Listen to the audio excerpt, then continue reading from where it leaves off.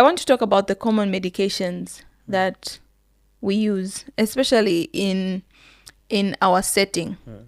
So in our setting, the most common is a group called calcium channel blockers.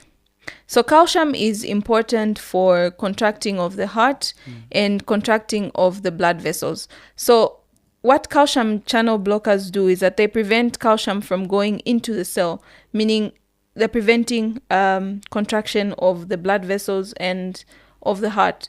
Because when your blood vessels are smaller, meaning there's more pressure, it's just like having, when you have a small hose pipe, a smaller hose pipe will give you higher pressure than a bigger hose pipe. So when the diameter is big, water flows out slowly. But when it's small, you have a higher pressure. So the calcium channel blockers will help dilate the blood vessels, hence reducing the pressure exerted on the walls of the blood vessel. So the most common in our setting is nifedipine. Yes, nifedipine and amlodipine. So those are calcium channel blockers, and that's how they work.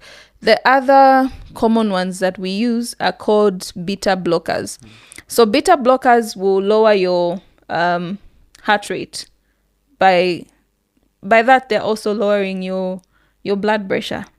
So common beta blockers are things like labetalol, atenolol, propranolol, carvedilol. Yes.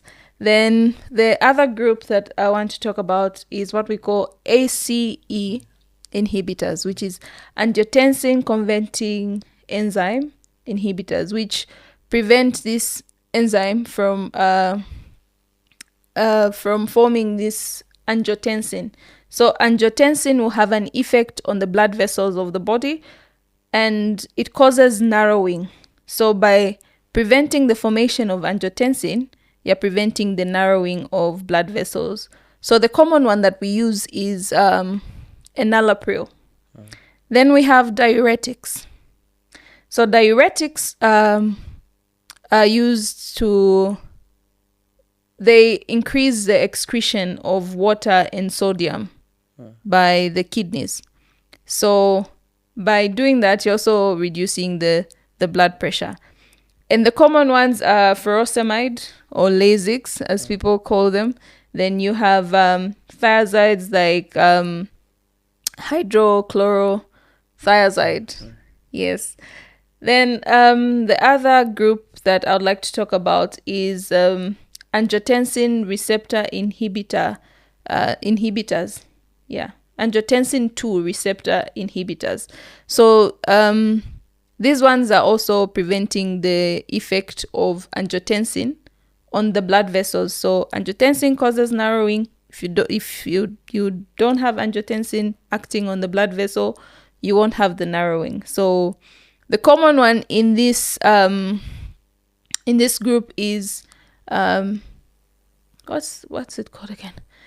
Telmisartan. So those people who are taking Telma H. So Telma H is a combination of telmisartan and hydrochlorothiazide. So you're taking a combination of a diuretic and an angiotensin 2 receptor blocker. Yeah. I think those are the main ones.